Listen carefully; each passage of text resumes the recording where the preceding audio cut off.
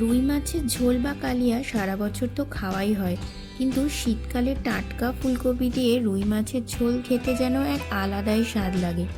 তো এর জন্য প্রথমে রুই মাছ ভালো করে ধুয়ে নিয়েছি। তারপরে ওই মাছের যে বেসিক ম্যারিনেশন হয়, হলুদ, লবণ আর কাঁচা সর্ষের তেল সব কিছু খুব ভালো করে মাখিয়ে নিচ্ছি মাছের গায়ে। তারপরে এটা কিছুক্ষণের জন্য রেখে দিয়েছিলাম। তারপরে কেটে রাখা ফুলকপিগুলো গরম জলে অল্প লবণ দিয়ে একটু ভাপ দিয়ে নিয়েছি। ততক্ষণে কড়াইয়ে সর্ষের তেল ভালো করে গরম করে নিয়ে মাছগুলো এপিট ওপিট লাল লাল করে ভেজে তুলে রাখলাম। তারপরে ওই তেলের মধ্যে দিয়ে দিলাম সরু সরু করে কেটে রাখা আলু। অল্প লবণ দিয়ে আলুটা ভেজেছি, অল্প হলুদও দিয়েছি একটু কালারের জন্য। তো সব আলুগুলো আমার লাল লাল করে ভাজা হয়ে গেছে। এবার সেগুলোকে একটা পাত্রে তুলে নিলাম। তারপরে ওই তেলের মধ্যে দিয়ে দিলাম ফুলকপিগুলো অল্প হলুদ দিয়ে আমি একটু ভেজে নেব, হলুদ আর লবণ দিয়ে।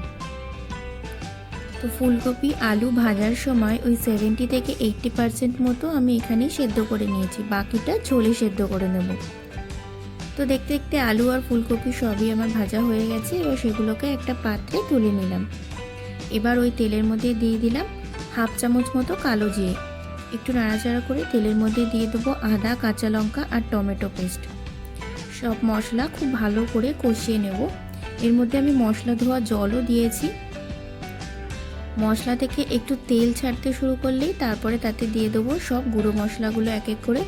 দিয়েছি হলুদ গুঁড়ো, হাফ চামচ জিরে গুঁড়ো, হাফ চামচের একটু কম ধনে গুঁড়ো, আর দিয়েছি একটু কাশ্মীরি লঙ্কা গুঁড়ো। সব কিছু দিয়ে আবারও একটু জল দিয়ে দেবো অল্প, দিয়ে মশলাটা সময় ধরে কিছুক্ষণ ধরে কষিয়ে নেব।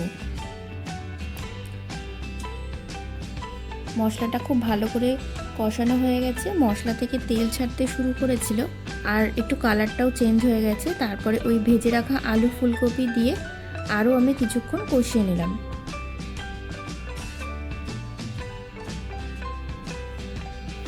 তো এই সময় গ্যাসের ফ্লেমটাকে ওই লো থেকে মিডিয়ামে রাখবো।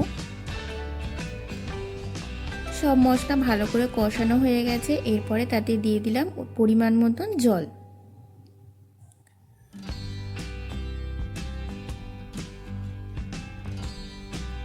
অল্প লবণ দিয়ে দিলাম আর দিয়েছি একটুখানি হলুদ গুঁড়ো।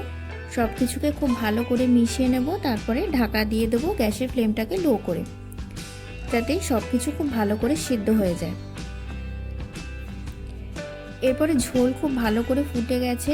তারপরে আমি দিয়ে দেবো ভেজে রাখা মাছগুলো দিয়ে ফ্লেমটাকে লো করে আরও কিছুক্ষণের জন্য আমি এটা ঢেকে দেবো, যাতে ঝোলের ফ্লেভারটা মাছে আর মাছের ফ্লেভারটা ঝোলে খুব ভালো করে ঢুকে যায়।